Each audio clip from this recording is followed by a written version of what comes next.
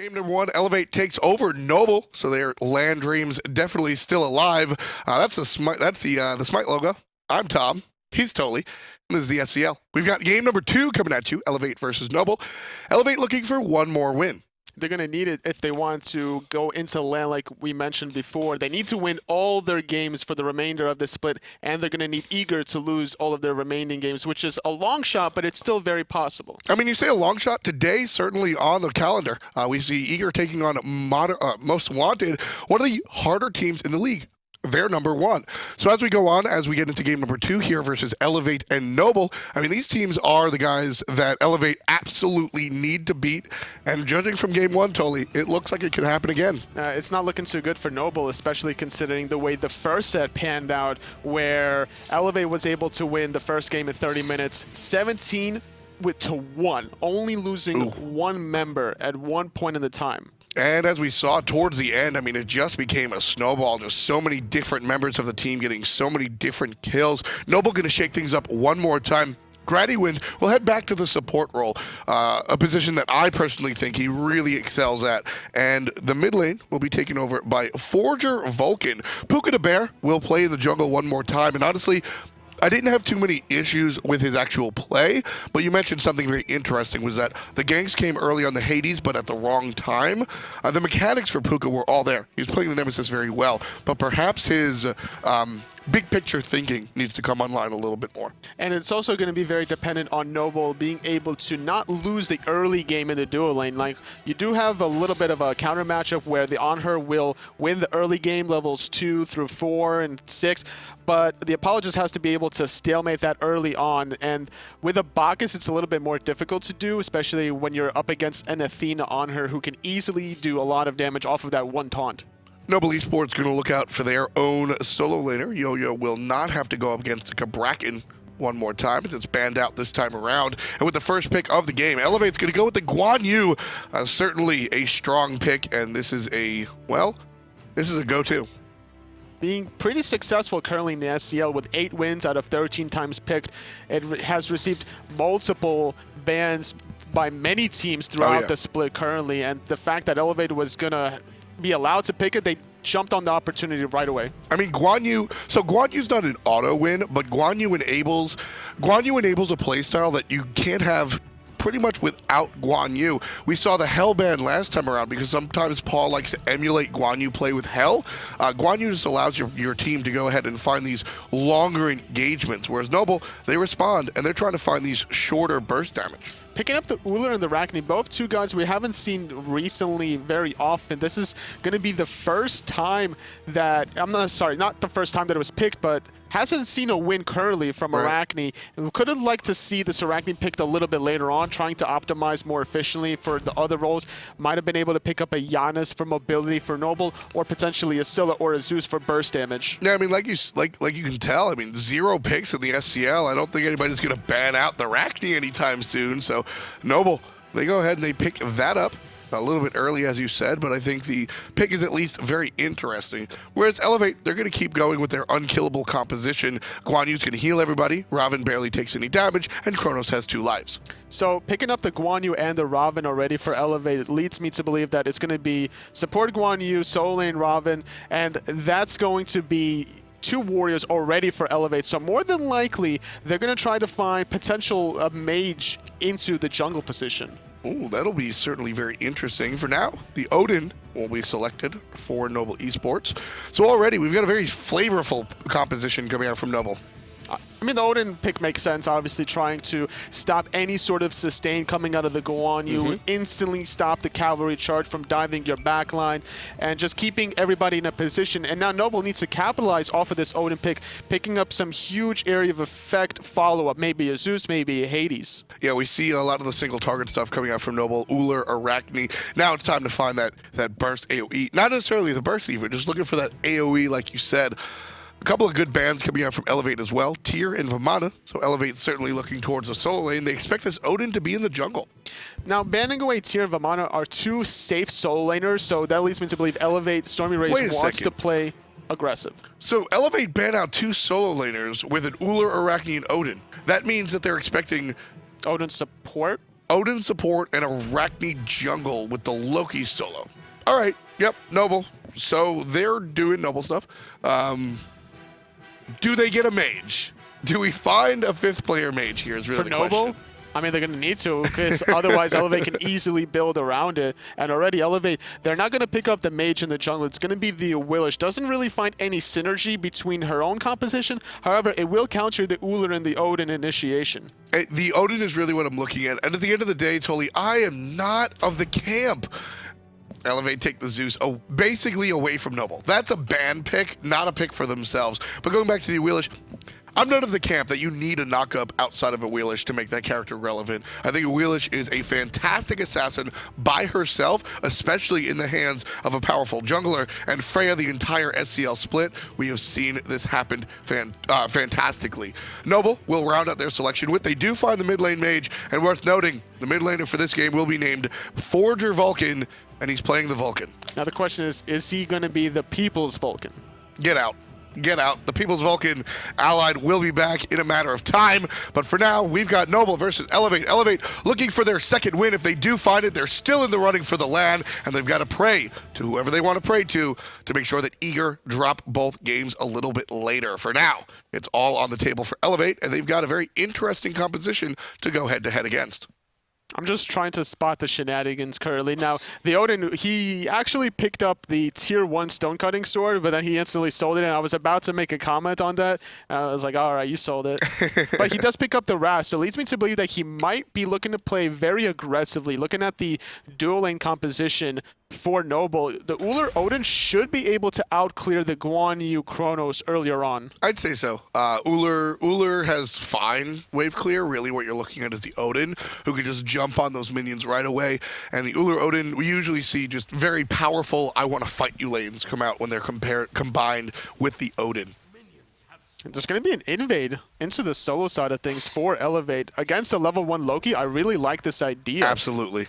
I mean, Loki just doesn't really do much at level 1, so you punish the pick by taking it, and they're looking for the player, not even looking for the buff. Chase Loki out. Now they're looking for the Arachne. A lot of damage going that way. Stormy's going to pop potion. And Freya able to get 1 kill. Now should be 2 if Puka turns around, but opts not to. So eLevate pick up a kill. And now it looks like they're going to go directly for the buff. Tanked up by the jungler as Stormy heals up a little bit. And I mean, if Arachne comes here, she's dead, so... Guaranteed dead. That would put both Freya and StormyRays at level 2 with speed buff anyway. And now this is going to allow eLevate to control the solo lane for the rest of the game if they so choose to. They can constantly find the ganks and the invades. They're able to push out the solo lane, and they're more than likely going to transition this into a blue buff invade. Loki's going to look towards the blue buff, but see the enemies coming down his lane. And now you've got a 2-on-1 in the mid lane as well. Loki unable to really find anything, but the 2-on-1 on the side of Zeus, not a big deal. That decoy was very early from the Loki. It actually helped out eLevate to clear the blue buff a little bit faster. I would have liked him to kind of stall that out and wait and potentially find the steal, or maybe the reset, which would stall eLevate.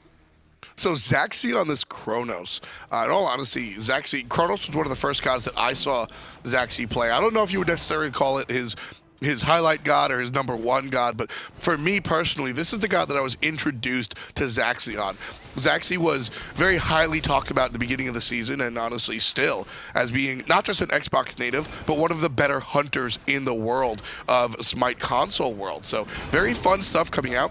So expect a good game coming out from Zachsy. Zachsy taking a lot of poke from that Odin Bird Bomb jump combination. Lou playing very aggressive, trying to find some way into this game because solo lane currently is not looking too good for his team, and taking advantage of this Odin ullr combination would be really nice for Noble. Look at the instincts of the worst. As we said, this is one of his first games here on the big stage, but able to just figure out, okay, my hunter got stunned. I'm just going to walk over, take some body shots for him. Very smart, intelligent, just instincts. Because those are the things that you can't shot call for your teammate. You have to just know to do that stuff, and it's a very good sign if you're rooting for eLevate to see that the new support is going to have those thoughts, as well as maybe intercepting a few acts out of the ullr. Now you want to try to, we saw in the last engagement where the Odin found the bird bomb, but in the solo lane, invisible. We might find an early pick from StormyRays continuing to bully out Yo-Yo. Yo-Yo has to be very careful about being aggressive. Now Vulcan's going to get first blooded from Paul and a second kill.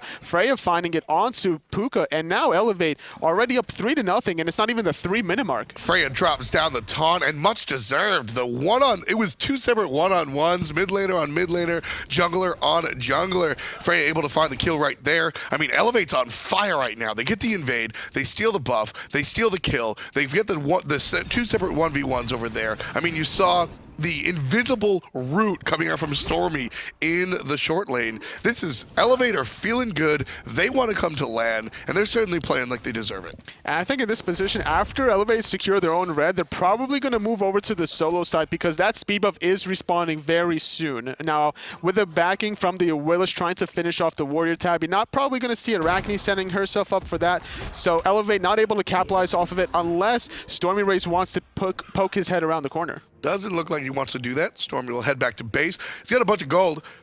He's going to go ahead and opt to spend it, finish off those boots, and then come right on back to lane. He wants to try to bully out Yo-Yo before the Transcendent stacks come online. That's when Loki starts to tip the scales a little bit. He gets to like level 14. He has the Transcendence, Tabby, Jotun's Wrath for the cooldown. So you're trying to be very aggressive early on as a warrior, especially on Ravana, who has the passive shield stacks potentially, could easily dive a tower once you build that up. One of the weird things about this lane, though, Totally, is Ravana's playing against Loki, and Loki doesn't care. Loki's not really playing against the player, it's playing against the PvE. He wants to go ahead and split push later on in the game. Gonna find another kill onto Puka, and this second blue buff is gonna get stolen away from Yo-Yo, and this is the worst feeling in the world for a solo lane Loki, not having the mana that you need to constantly find the decoys. Once Yo-Yo does hit level 7, he'll start being able to clear the archers. Smart play. But the Gold Fury is going to get taken and forced by Noble, but they reset it. Oh, rough stuff. Gold Fury still should go the way of Noble. Nobody from eLevate anywhere near. So mistake, but one that we'll have to ignore as Noble go ahead and pick up the Gold Fury. They're still down by a whopping 2,000 gold, just 5 minutes in. But that Gold Fury shows that they're alive. They're still feeling relative in the game. I think a lot of teams right now, being down 4,000 to 3,000 gold in 5 minutes, just sort of go, all right, we're waiting for 10. But taking that Gold Fury shows that this team still is alive, and they're alive for now. As Vulcan for is sure, too. Vulcan uses the purification away. Beautifully timed. I would have loved to see the worst continue to stay onto his cavalry charge, finding more of those hits and getting Vulcan a little bit lower. He does have purification on Vulcan, not the Sanctuary, so you want to try to get off as many hits as possible. Two very different characters coming here from StormyRays today. We saw Stormy play the Hades earlier on, and the Ravana. Why don't you talk to me? I mean, you're a long-time solo lane player, Totally. How difficult is it to swap between two characters that have such different playstyles? At this stage, when you're competing in the, whether it's the SPL, whether it's the SCL, Challenger Cup, doesn't matter. You have to have the whole arsenal in your God kit. You have to be able to instantly switch between aggressive warrior or a very passive guardian, or in this case, a mage. I guess you can say as a Hades, because that's the way he built it, right? He built Shoes the Magi, Bancroft's Talent, trying to get the damage online. Suffered a little bit earlier on, but transitioned very efficiently, and his style is just so beautiful now in the second game, just capitalizing off of this passive Loki in the second game. It's really fun to see somebody just display two very different styles in the same set. And right now, Yo-Yo, he's trying to get behind the enemy player, just trying to. Does that count as a proxy wave? A little. So what this allows the Loki to do is he's going to decoy the wave there, and it's going to buy him enough time to get off a secondary decoy before the wave hits his tower if he was to stay in that lane. Smart stuff. Going to go right on back, trying to deke out the opponent, and he picks up the back archers all to himself. But the melee minions, he does lose some of the gold too. He does lose a little bit of gold. Yo-Yo going to get poked out by Stormy, just continuing on the onslaught. 2 tower shots in the process, but it doesn't matter as long as he has that passive shield. And Yo-Yo could potentially get picked off if he's not too careful. Freya's looking for the knock-up. Can't find it long range. Now it's 1v3, and Freya doesn't seem too afraid of that at all. One more hit, the soul laner falls down. Can't find it as Stormy. He's going to go right back underneath, but the tower is going to be defended. Nope, aggressed on. Vulcan's here. Some rotations coming. Freya, as well as Zeus and the Guan Yu trying to go for the third blue buff in a row. It's looking really bad for Yo-Yo, and now as a result, he's going to go into the mid lane. Vulcan ultimate trying to confirm the blue buff, just a little bit mistimed. However, speed buff did go into the way of Puka, so at least he doesn't have to worry about that being stolen. Just a couple more pieces, and this is what eLevate did in game number 1. They were able to strip away the jungle repeatedly. Already, Noble have a little bit of a better handle on their jungle, taking out their red buff, taking out their speed. And just continuing more pressure throughout the map, transitioning away from speed and blue, putting more poke onto the mid tower. It's going to set eLevate up for a little bit later on once they do find a pick potentially. The knockup is good, finds the pull, and now forcing out the Odin ultimate and still getting picked off. All those combinations just too strong. The knockup, the pull, the slow, the ring. You're not going anywhere if eLevate find some small opportunity, and that's exactly what they do. 5-0. Already just 8.5 in, eLevate find themselves up 3,000 gold. And with that pick and the fact that they poked out the mid tower earlier on, now there are 4 members from eLevate grouped up in the mid lane trying to get the tier 1 tower. And it's going to happen totally. Too much pressure, too much positioning, and too much power coming out from the guys on eLevate. 500 in the bank one more time. That's going to push them up to 4,000 in the lead. Gold Fury would be the next spot, but Noble intelligently took it earlier on. And that's the combination of the fact that you have the Odin and the Wrath on the Odin. So you're trying to secure the objectives for yourself and trying to prevent eLevate from getting their own objective. Look at Stormy. I mean, we've talked a lot about the button pressing. We've talked a lot about all of the on-field, on-battlefield stuff here, Totally. Why don't we go into the minds of these players? Stormy taunting Yo-Yo the way he is right now. How important is that? This is kind of what you want to do as a warrior. You're a level ahead of the assassin that's a really strong mid to late game assassin split pusher. So your goal is to not allow him to get as much gold as possible. Deny it in any way, shape, or form that you can. And even if there's a rotation like this Odin can, the Gold Fury is about to respawn, and you might find a pick in the mid lane in the process of this gank because it's taking so long to kill him. Well, it's just 1v2. Like, Paul's going to find a kill in the mid lane as well, off camera, and he's still giving Chase trouble for the bird. And down comes the Guan Yu, not used. I love the mindset behind that Guan Yu. He knew that Arachne was going to counter ulti right away, so he just used the ultimate to trade off, clear the mid wave. In the process, Freya rotating over, finding a pick onto Yo-Yo. 2 members dead on the side of Noble, and eLevate are still stripping away the jungle. And this was the gameplay in game number 1, continuing on to game number 2. Red buff taken away by eLevate. Noble got their first 2, but eLevate said, all right, last game we let you have 1. This game we let you have 2. Gold Fury is going to respawn right about now. And this one's going to be all eLevates. You can see lose here, but just chased away by Paul. No, not going to find it. And we mentioned that it's the same game plan from Odin's eLevate. here. Odin's here. And that's going to send everybody packing, Tolly. The Odin ultimate is used. The Vulcan ultimate is used as well. Wrath is available to take it. Noble does secure the second Gold Fury. And there's nothing eLevate can really do about it because of that Odin cage. Wonderfully played by Noble. So Noble pick a very interesting composition, but they're able to utilize it. The Odin cage, the Wrath, both of them combine to strip away the Gold Fury from eLevate. Very intelligent play, high-level thinking, but at the end of the day, the brawn of Ravana in the right lane just going to do what he came out to do. 500 gold because of another tier 1 tower. Totally. There's 4 towers on the board, and it's 11 minutes in. Now, in this position, eLevate don't really care about Gold Fury going in the way of Noble because it's too early where Gold Fury is not going to matter that much compared to later on in the game.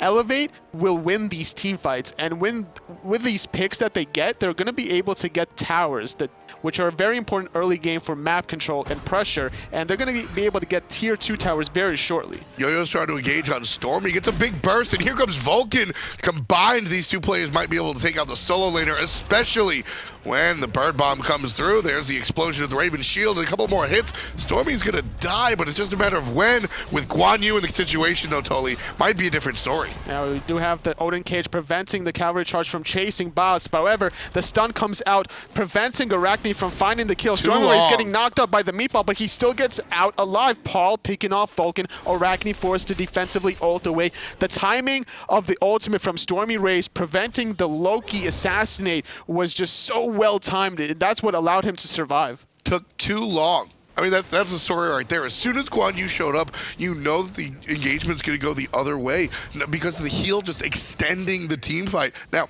It's less about extending the team fight and the raw heal of the players, and more about extending the team fight to make way for the other rotations. That fight was going the way of Noble unless the mid laner showed up. Now, the mid laner wasn't showing up until the heals came out. And what was most important also was the fact that Stormy didn't panic at all. He used his meditate before the Odin cage came out, so he would get the heal off before the cage because that would prevent healing. And then on top of that, as we do have an easy pick from behind, nice flank from Paul, he also got the in-hands off, which increased his shield amount. Now, you can't heal during the Odin cage, but that's not going to stop Ravana from building up that passive shield.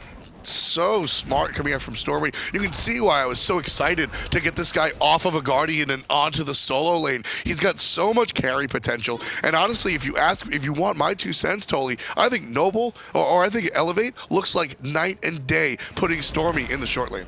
They're just able to switch over from dominating into the duo and now dominating into the solo. It basically drew a line in the middle and flipped it over to the solo side of things. And now eLevate are controlling the whole map, stripping away the red buff earlier on, and now pushing away this tier 2 tower 10-0. Gonna extend their goal lead to beyond 8,000 after that tower. This is a slaughter. eLevate looking like a fantastic team, putting on a clinic for all of you that want to take a look at how to maintain map control, how to break down the solo lane individually. This is the game to take note of. 10 zip, like Tolly just said, and eLevate, they're up almost 10,000 gold 13 minutes in. This is not the time you see a 10k gold lead. It definitely helps the fact that they were able to exploit a very weak level 1 Loki that was building Transcendence. Sure, you point out that side. I'm going to point out the fact that Noble has gotten 2 separate Gold Furies. Sure, but when you're losing towers in exchange and you're losing picks, now the fact that you're dying after you do secure the Gold Fury anyway, now you're not getting the gold, getting the experience that you need to. And now Freya going to get stunned out by Lou. Lou's going to reset. Odin trying to make a rotation. And there's more aggression on the solo side of things as another blue buff is getting invaded on. Yeah, Freya's going to jump up onto Orosuku and should be generally fine. The Spider's going to go in and try and fight, just looking for a stun. Won't find it. Paul's going to show up, and that should send Spider packing, and it does. Now, Guan Yu with the blue buff should allow eLevate to force a team fight very shortly, having Wingblade, Height of the Urchin, and Reinforced Creeps. StormyRays in a 1v3 situation, trying to bait. Awilix is around the corner, finds the pull and the kill onto Yo-Yo. Raw communication right there. Jump, pull. That's exactly how that Awilix goes. Stormy calls out that he jumps. Awilix is able to find the pull out of the air. One of the small things as big things are happening on the backside. Freya picks up a kill. Arachne is going to go into the sky, and Stormy just going to zone out to protect his mid laner. I love watching Stormy play against this Loki.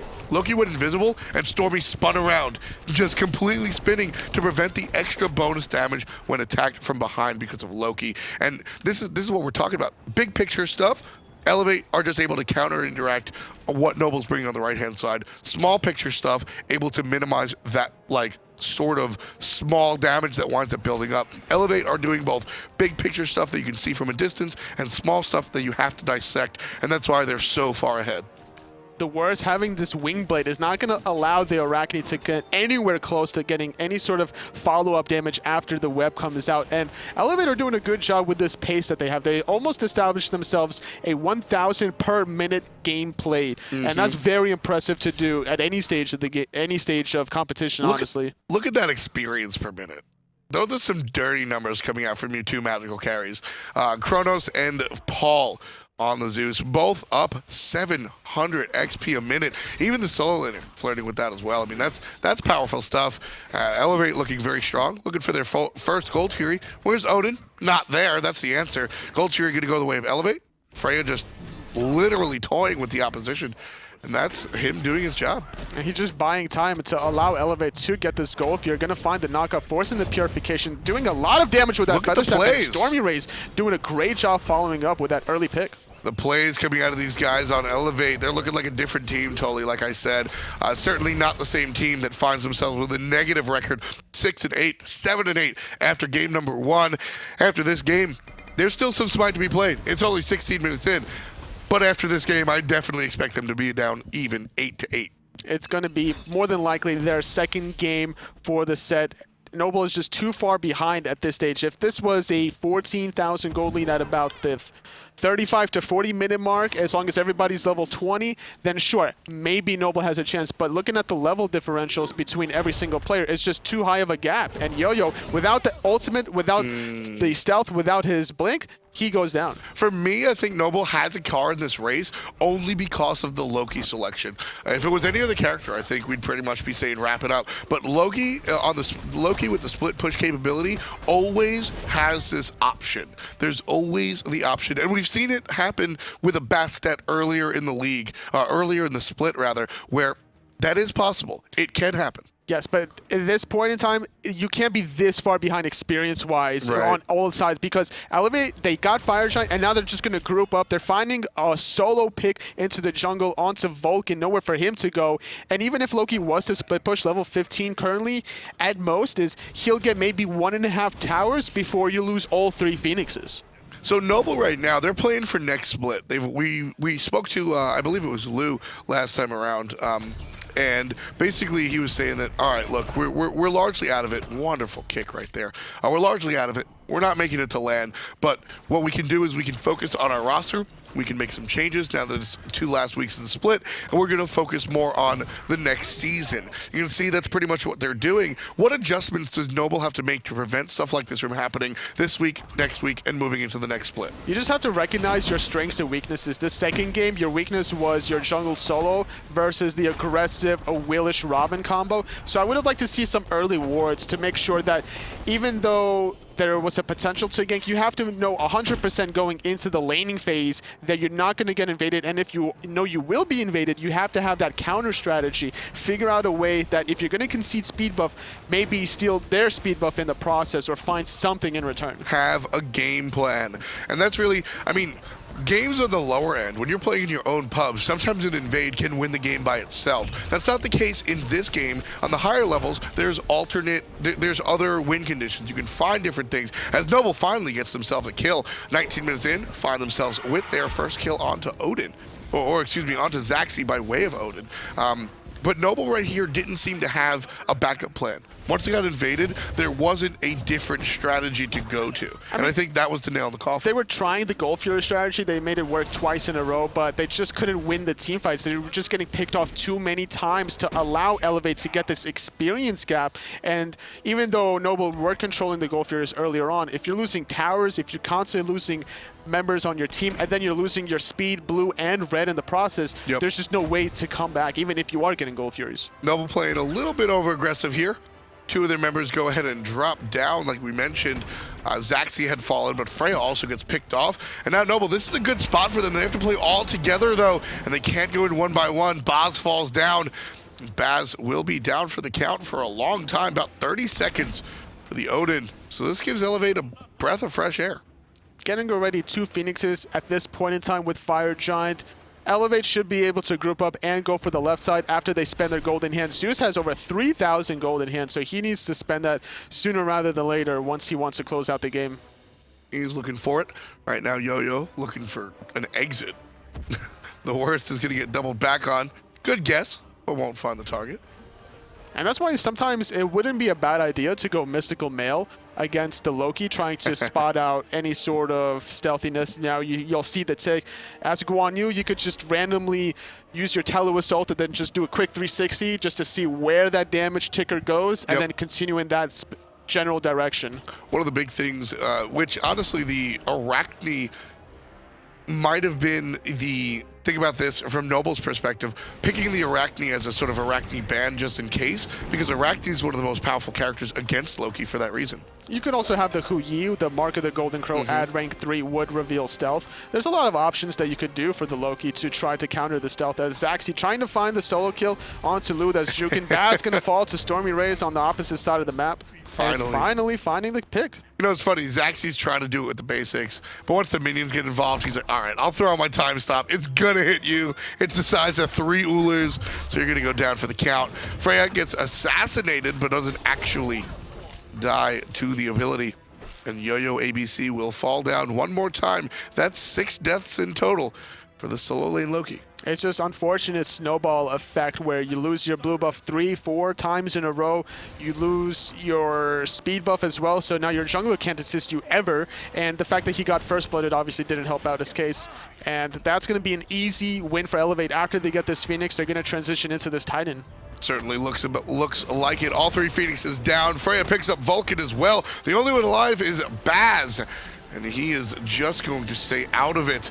Lou trying to do what he can, but ladies and gentlemen, this one is toasted. eLevate, they win 26-2 in just 22.5 of relegation time, and the land dream is still alive for the black and red. They're going to continue on and do what they can to get most wanted to come out on top. As we said, eLevate needs to win out for the rest of the season, and Eager need to drop their 2 games to most wanted, which, I mean, most wanted is number 1, Eager's number 2. It's very possible that's going to be the match of the day. Soar trailing right behind Eager at 9-5, and if Soar win out in the remainder of their split, then they'll also have the head-to-head against Eager because that's the last opponent that they do play. Either way, fun stuff here. eLevate looking like a completely different team here. Honestly, like I said, me personally, I'm very impressed. I chalk it up to what Stormy's been able to do in the solo lane. He's been able to do so much out of that solo lane after his transition from the Guardian position. He's been a pleasure to watch. He's just different styles from the Guardian to the Warrior, and then different styles from eLevate in general, from going very aggressive in the dual lane into game 1, from going very aggressive in the solo lane in game number 2. You know, they were successful in Gold Furies in the first game specifically. Being able to secure it against a Bacchus was very difficult for them in game 1, but they found a way to do it. And this was the first Gold Fury in game number 1. If the Bacchus showed up half a second earlier, Baz would have been able to steal it, just unfortunately mistimed. And then Lou diving in with his ultimate, that's been a reoccurring theme for him in the first game where he dove into 2 team fights and he was the first pick, and that's why Noble lost some of those team fights. Noble made a lot of intelligent choices, that Gold Fury being one of them, and then we even saw some in the second game being stolen away because of the Odin Wrath combination. So a lot of smart stuff coming out from Noble, but not enough to topple down eLevate. I mean, these guys just looked, I hate to say that one team looks hungry. I feel like that's just such a cliche or platitude, but I mean, these guys coming down to it, it's the second to last week of competition. I mean, these guys want to get to land, and they're playing like it. eLevate was definitely hungry for more than Noble. We've got 2 more games coming at you live today. Soar, they'll be playing up next, taking on Kingdom Esports. Soar has been it's been a pleasure to watch these guys play.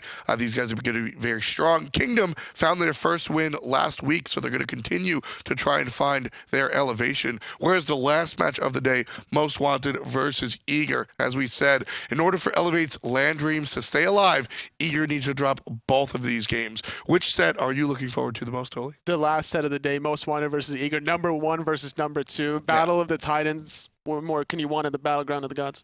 It's absolutely going to be a slam dunk. Coming up next, though, is Soar versus Kingdom. We're going to get our stuff together. Go grab a drink. We'll be right back with some more SCL action.